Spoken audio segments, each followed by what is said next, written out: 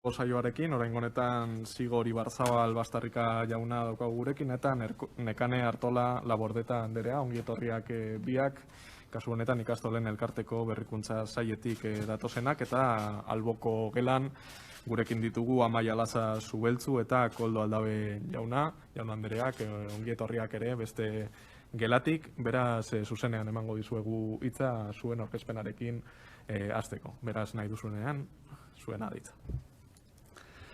Eguerdion danoi. Akigu goizozoa da makizuela hitzaldiak entzuten, beraz, saiatuko gea gurea ere erraz egiten, bai? Lehenik eskerrak eman ez hasi gurako duke agerraldi hau, ardura sartu dugun konpromisoa gainera, eta proposatu dutako gaien zerrenda oso zabalatzela ikusita, eta 15 minututan jorratu behar ditugula ikusita, hezkuntza berrikuntza eta lidergoaren inguruan jardungo dugu. Gai oso transversalak izanik, beste gai asko ere ukituko ditugu, eta horiek ere, ekuazio edo kontzeptu mapa honetan kokatu beharko ditugu, bai? Aurkezpen honetan, ikastolen elkartean hezkuntza berrikuntza nola ulertzen dugun, eta pixkat adierazuko dizuegu, eta ikastolekin batera zertan ari garen edo zer lantzen ari garen, hori da gure gaurko hitzaldiaren lerro nagusia, bai? Beraz. Bai, egun hezkuntza berrikuntzaz asko hitz egiten da, eta askotariko iritziak eta proposamenak daude mahai gainean. Horregatik, lehendabiziko pausoa, edo eman beharreko lehendabiziko pausoa, berrikuntza zer den eta zertarako ematen den argitzea, litzateke. Hezkuntzaren xedearen baitan eta hezkuntza proiektuari bideratutako gogoeta bezala ulertzen dugu aipatutako eraldaketa hau. Eguneroko praxiaren gaineko gogoeta egitean datza, eta gure antolaketa eta eskuartzearen zertarakoan fokua jartzea garamatza. Eta hor galdera batzuk sortzen zaizkigu, bai? Zein eragin lortu nahi ditugu, zer dan landu nahi duguna, zer nolako ikaste esperientziak eskaini nahi dizkiogun gure ikasleei, esperientzia horiek aprendizairako zein testu ingurutan kokatu nahi ditugun, nola emango diogun lotura etapa desberdinen arteko lanketa horri, bai? Eta horiek denak tokiko begiradatik gure buruari egin beharreko galderak dira, baina horrez gain, begirada hori ere mundura ere zabaldu behar dagola ikusten dugu. Zer da hezkuntza mailan munduan gertatzen ari dena egun. Beste herrialde batzuetan nola ari dira eraldaketa gauzatzen eta nola ari diran eskolara eramaten. Argi dago ez dagoela eraldaketarako bide horri zehaztu bat, ez dago formula magikorik. Beste eredu batzuk aztertu beharko ditugu eta gure errealitatera doitu beharko direla badakigu. Eta ondorioz gaina Euskal Herriko egoera sozioekonomiko eta soziolinguistikora egokitu behar ditugula, baina esperientzia berritzaileak egon badaude eta uste dugu ematen dituzten, esperientzia horiek ematen dituzten emaitzetan oinarritutako erabakiak hartu beharrean gaudela. Behin hezkuntza berrikuntza definituta edo behintzat gure ikuspegia horren baitan mahai gaineratuta, eraldaketarako palanken inguruan, ze tresna ditugu, ze baliabide ditugu guk eraldaketa pedagogiko hori aurrera eramatea. Azken urte luzetan asko hitz egiten da eta asko aritu gara eskolaren autonomiaren inguruan hitz egiten, baina autonomia horrek oinarri sendoak behar ditu. Nolabait bere zurdura hori ikastetxearen hezkuntza proiektuan kokatu behar dela uste dugu. Hezkuntza proiektu horrek jakina da atal eta eremu ezberdinak ukitzen dituela, eta horietako bat pertsona eredua edo ikaslearen irtera profilarena izango litzateke. Pertsona eredua ari garenean, ikaslean begirada jartzeaz gain, hezkuntza komunitatean ere jartzera garamatza. Komunitate hori osatzen dugun pertsonen artean zeintzuk dira partekatzen ditugun baloreak eta zeintzuk dira partekatzen ditugun ezaugarriak, bai? Ezaugarri horiek eta balore horien baitan gidatuko degulako gure eguneroko jarduna eta gure eguneroko esku hartzea. Beraz, berriro ere galderak dira, sortzen zaizkigunak, eta galdera horiek erantzutea guri dagokio, ez? Zer nolako gizartea nahi dugu, zer nolako gizartekideak izango ditugu eta izango gara, eta horien baitan, horien garapenerako, zer da guk gure hezkuntza proiektuaren bitartez eskaintzen duguna, bai? Hezkuntza kurrikulum proiektua izango da horrekin batera beste ardatzetako bat, eta hemen euskal kurrikuluna aipatu behar dugu. Gure ustez, tokiko gaiak, tokiko realitateak jaso behar ditugu gure hezkuntza, gure kurrikulum proiektuan, noski kurrikulum proiektu hori hezkuntza proiektuan jasotako oinarri pedagogiko eta psikopedagogikoei bideratuta egon behar duelarik. Eta hemen euskal kurrikuluna aipatu behar dugu. Tokiko kurrikuluna horren osagai nagusia izan behar du euskal kurrikulunak, bertan jasotzen den kosmobizio edo begirada propioarekin gainera. Hezkuntza sistema propio baten eraikuntzan ezinbesteko osagaia dela deritzogu kurrikulum proiektua eta euskal kurrikuluna, beraz. Kultur transmisiorako, hizkuntzaren transmisiorako ezinbestekoa den tresna da kurrikuluna. Izan ere, bertan jasotzen diren horiek dira gero ikasleekin gelan lantzen ditugunak, eta horiek dira gure esku hartzearen oinarri. Kurrikulum proiektu hori gelaratzerako orduan, izan argitaletxeak eskaintzen dizkiguten ikasmaterialen bitartez, izan irakasle taldeak beraiek sortzen dituzten ikasmaterialen bitartez, baina fokua eta begirada hor jarri behar dugu, hori geure egiten eta geure ganatzen, bai? Naiz eta argitaletxeak sortutakoak izan, geuk badaukagu eskumena horien ganeko geure begirada txertatzeko. Orain arte aipatu ditugun horiek guztiak kontutan izanik, osatu behar dugun beste hezkuntza proiektuaren atal bat izango litzateke prestakuntza planarena. Prestakuntza plan horretan jasotzen bai dira gure izaera, gure helburuak, gure begirada eta beste hainbat atal, bai. Eta pertsona ereduan ikaslearen irtera profilean jasotzen dugun ipar horri begirako prestakuntza plana osatu behar dugu. Hemen aipatu behar da osoitua gaudela irakasle eta hezitzaileei begirako hezkuntza proiektuak sortzen eta idazten, hezkuntza proiektuak ez barkatu prestakuntza planak sortzen eta idazten, baino hezkuntza komunitate osoari begirakoak izan behar dutenak. Esate baterako, familiei zuzendutako eskolak abiatzen ditugunean, edo beste profesionalei begirakoak egiten ditugunean, komunitate kohesionatuago bat, gure ardatzekin koherentzian jardungo duen bat, eta ondorioz parte hartzailego bat lortzeko tresna bezala ikusten ditugulako prestakuntza plan horiek ere bai. Prestakuntza planekin hasi garenez eta irakasle eta hezitzaileei begira egiten ditugun horiek hezitzailearen, irakaslearen ahalduntzea izan behar dute helburu nagusia. Prestakuntza planaren bitartez irakasle eta hezitzaileei beraien eskuhartze didaktiko hori aberaztuko duten bitartekoak, eskuhartze didaktiko hori eguneratuko dutenak eskaini behar dizkiegulako. Eta bada hemen rol bat agian gehiegi orain arte garatu ez duguna, eta da irakasle ikertzailearen rola.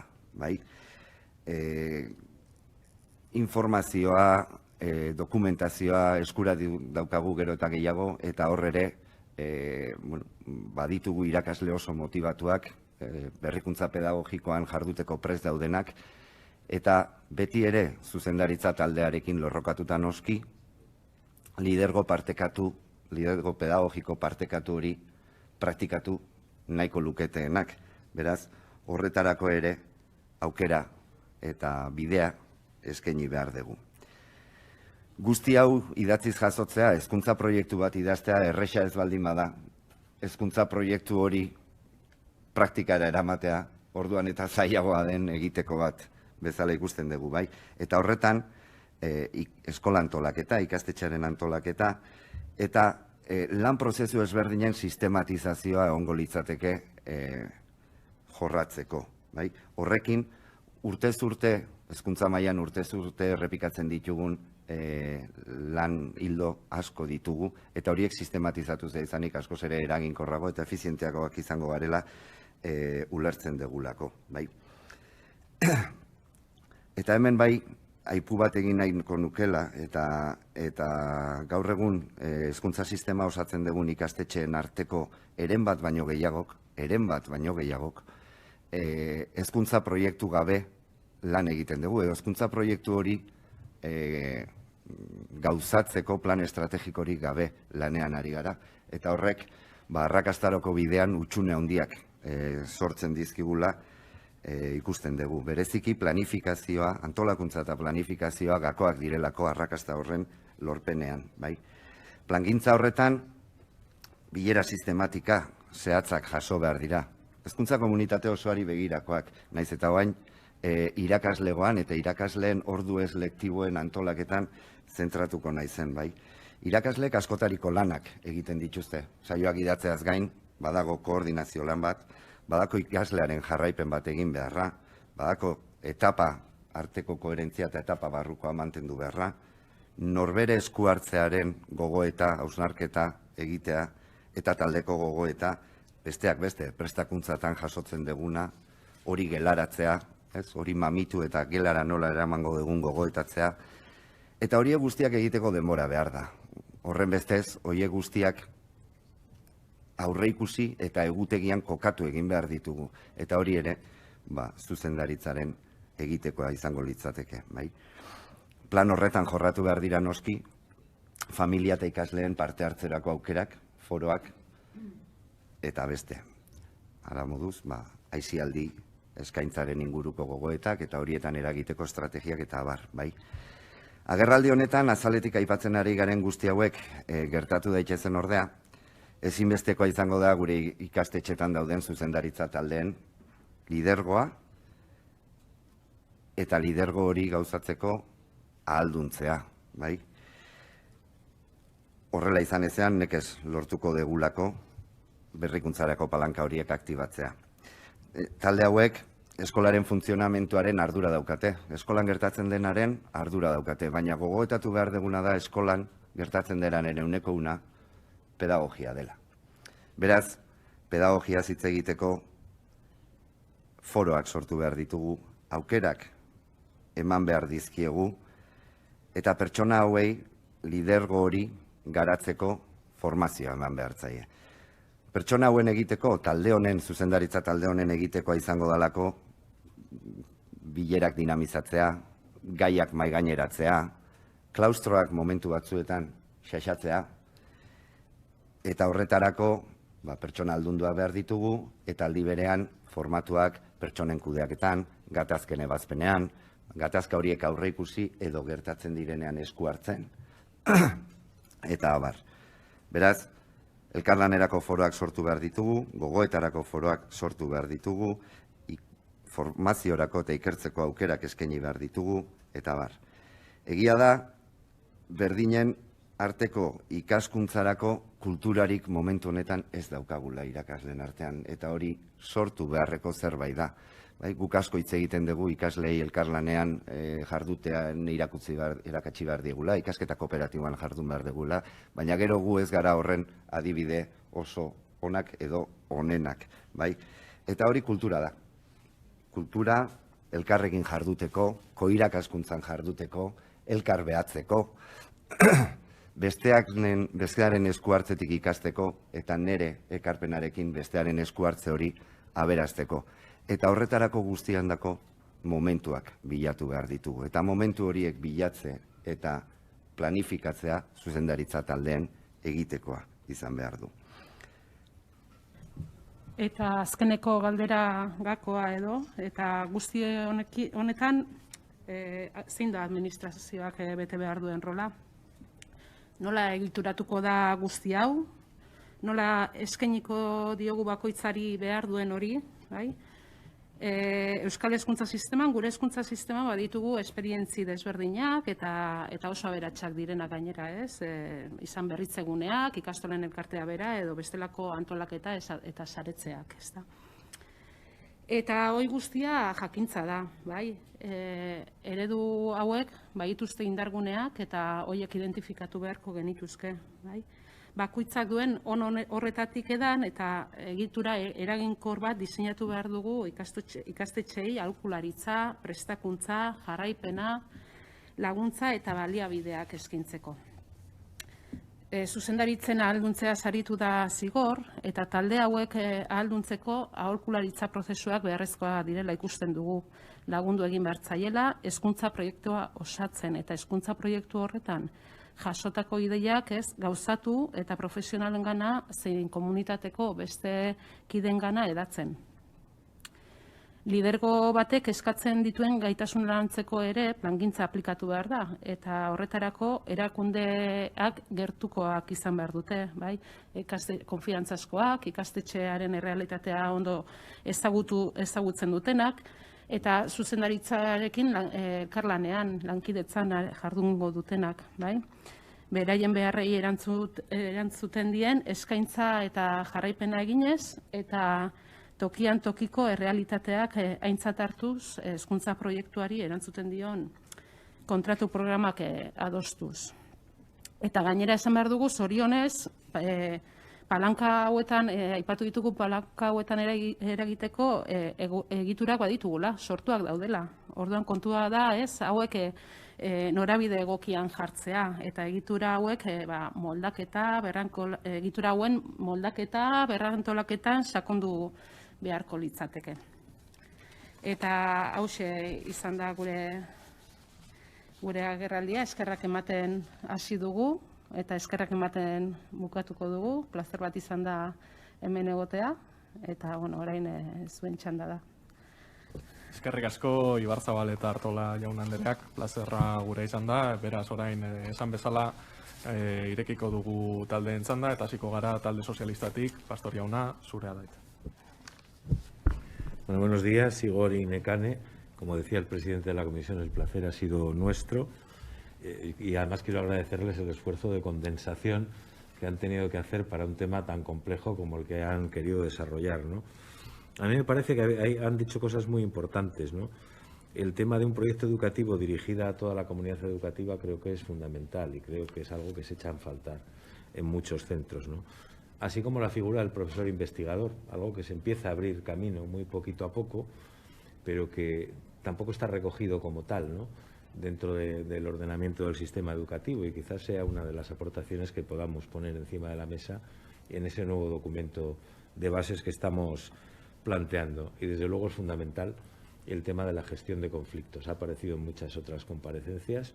Ese tema no está resuelto, no se sabe quién hace esa labor de gestión de conflictos, queda en manos de la buena voluntad o del buen saber hacer de un profesor o de una parte del claustro, y creo que esa es una aportación muy importante porque en una sociedad cada vez más diversa y más compleja necesariamente va a tener que ser alguien que de forma más profesional establezca esa política de gestión de conflictos. Así que no me queda más que agradecerles muchísimo su aportación en este foro. Eskerrik asko, Pastor jauna, orain Euskal Herria Bildu taldetik Garda andereak daukaitza. Bai, ni ere eskerrak ematen hasi nahiko nuke.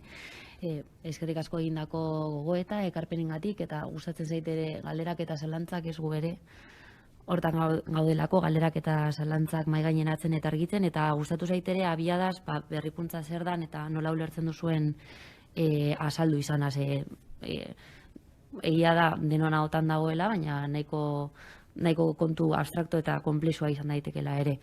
Esperientziak ikusi, munduan begiratu, gogoeta egin, gure testimure ekarri, euskal kurrikulumaren garrantzia, proiektu propioarena, guzti horrekin bat gatoz, zalantzak sortzen zaizkit sistematizazioa hitz egin duzuenean, ulertuta ere problematika bat mahai gaineratzen duzuela, eta da ikastetxe eta eskola edo eta komunitate guztiek ez daukatela honen hezkuntza proiektu propioa, eta igual sistematizazio hori begiratuta laguntzera proiektu hori garatzen eta sortzen, hori ondo ulertu dudan. Zuzendaritzen inguruko gogoeta gaurko egunean askok mahai gaineratu duzue, eta horrez aholkularitza, formakuntza, denbora eta gaitasuna garatzeko falta ere mahai gaineratu da, eta gero ni zalantzak ere dauzkagulako berrikuntza gako hauen bueltan, ea ebaluazio sistemei buelta bat eman diezuen, edo hori nola ikusten duzuen. Eta, eskerrik asko eta ekarpenak oso kontutan izango ditugula. Eskerrik asko, Garde Anderea, eta azkenik Eusko Abertzaleak taldetik Zabal Andereak daukaitza. Bai, eskerrik asko Mahaiburu jauna, eta eskerrik asko Ibarzabal jauna eta Artola Andrea gaur gurekin hemen egoteagatik, eta ondoko gelan dauden Lasa eta Alabei ere eskerrak hemen gugase egoteagatik. Egia esan berriro irakurri beharko dugu zuen agerraldia, informazio pilo bat ekarri duzue eta gai oso interesgarriak. Eta bai, geratuko naiz Artola Andrearen azken zatiarekin on hainbat etxerako lan jarri dizkiguzu, esan diguzu zer egin behar dugun, orain suportzen dugu gure esku geratzen dela nola, baina ausartuko naiz galdera hor egiten, zuek badaukazuen nola egin daitekeen erantzuna. Eta besterik ez, eskerrik asko. Eskerrik asko, Zabal Anderea, eta orain Ibarzabal eta Artola jaun Andereak daukazu behitza azkenengo iruzkinak egiteko, nahi duzuenean. Bai, bueno, unaiz apuntatzen, ez dakidanak erantzutea iritsikote garen, baina, sistematizazioaren begiradatik hor badaude berrikuntza horiek gelaratzeko momentuan irakasle talde guztiaren esku hartzea batu beharra. Nolabait koherentzian eta era koordinatuan jardun behar degulako, eta sistematizazioak edo lan prozesu horiek prozesatzeak berak horretan laguntzen digu, ez? Denok eraberdinean ulertu eta eraberdinean aplikatzeeko aukerak ematen dizkigulako.